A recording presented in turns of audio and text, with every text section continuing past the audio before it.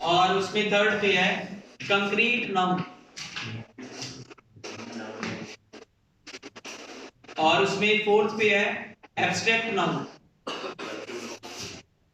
और फिफ्थ पे है मटेरियल नाउन।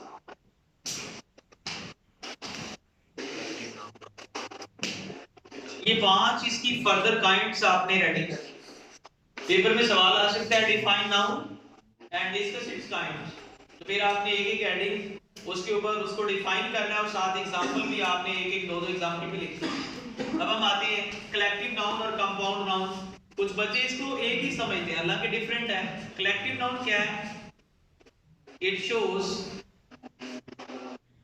या यहाँ पे एक ग्रामर ने वर्ड लिखा डिनोट्स, निशान नहीं करना, इट डिनोट्स और शोज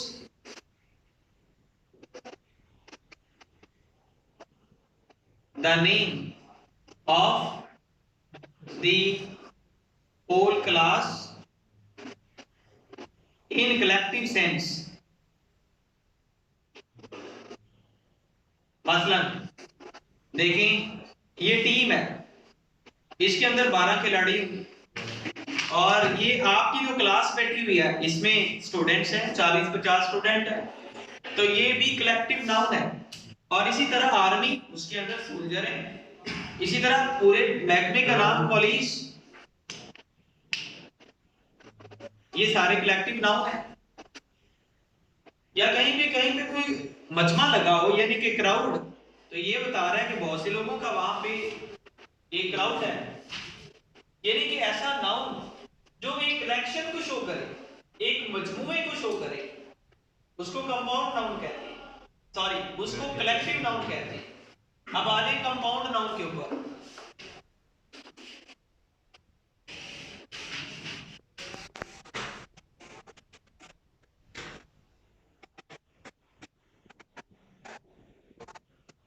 और इसका फर्क भी समझे आप।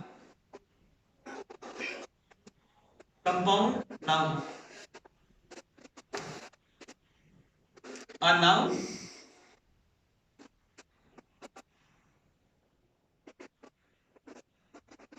which is made by two nouns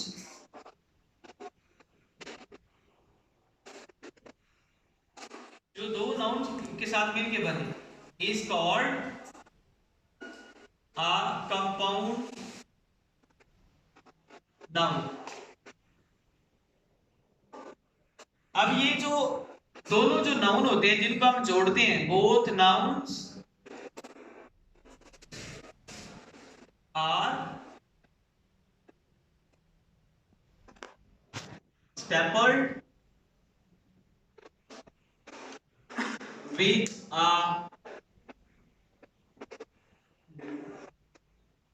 a small dash। हम इसके साथ उसको जोड़ देते हैं, दोनों की जो शक्ल है वो भी बरकरार रहती है। मिसाल के तौर पर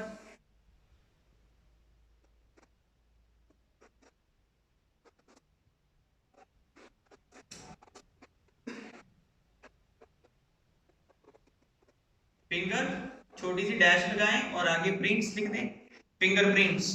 जिस पे मैं लिख रहा हूं एक वर्ड यहां पे वाइट है और छोटी सी डैश लगा के बोर्ड लिख दें, जैसे हाउस, रेंट, जैसे हाउस, वाइफ, ये सारे वर्ड्स हैं, इनकी अपनी अपनी शक्लें भी बरकरार है, दोनों को हम जोड़ते हैं कंपाउंड बन जाता है। आपने एक केमिस्ट्री पढ़ी है, उसके हम कंपाउंड बनाते हैं, दो एलिमेंट्स को जोड़ देते हैं। तो यहाँ पे हम दो नाउन को जोड़ेंगे, फिंगरप्रिंट्स, और यहाँ पे क्या है, यहाँ पे एक पूरी सेंस है, मजमूए की सेंस है, वहां पे दो पार्ट्स को हमने जोड़ा। मैंने डेफिनेशन भी ऐसे लिखी है कि आपने दो नाउन्स को जोड़ना है। A noun which is made by two nouns is called a compound noun. Both nouns are stapled with a hyphen, छोटी डैश के साथ हम उसको जोड़ते हैं। जैसे कि आप स्टेपल कर देते हैं, दो पेजेस को स्टेपल कर दिया, आपने दो नाउन को स्टेपल कर देना है, तो ये होगा कंपाउंड नाउन। कलेक्टिव और कंपाउंड का फर्क आपको आना चाहिए। उसके बाद आ रहे जी थर्ड पे कंक्रीट नाउन पे आ रहे हैं।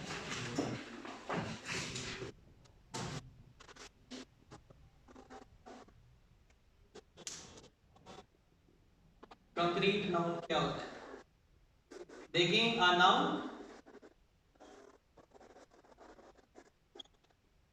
which is visible and can be touched is called a concrete noun। जो नजर भी आता है और जिसको हम छू भी कर सकते हैं उसको कंक्रीट नाउन कहते हैं। मिसाल के तौर पर ये दीवार है, आपको नजर भी आ रही है, आप इसको छू भी सकते हैं। हर वो चीज जिसको आप छू सकते हैं और देख भी सकते हैं वो कंक्रीट होती है, और जिसको आप इसके बिल्कुल अपोजिट ले जाए तो वो एब्स्ट्रैक्ट नाउन हो जाएगा। एब्स्ट्रैक्ट नाउन आपने करना क्या है, a noun which is not, यहाँ पे आपने ऐड कर देना है not, which is not visible and यहाँ पे भी not ऐड कर देना है, not touched, this is called abstract noun। a noun which is not visible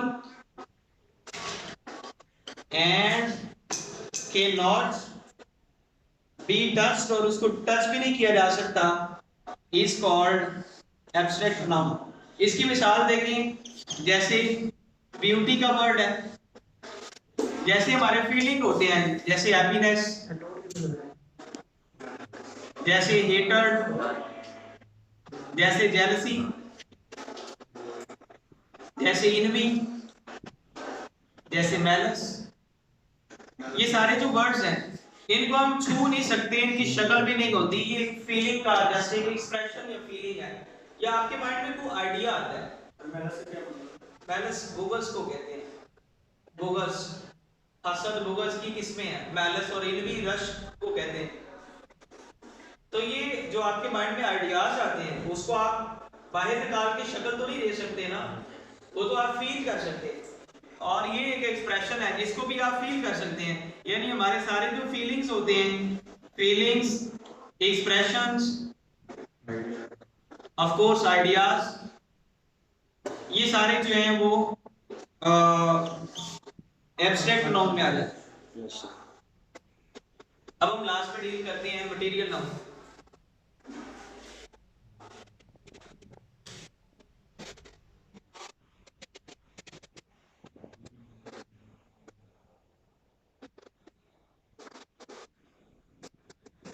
देखिए, a noun which is made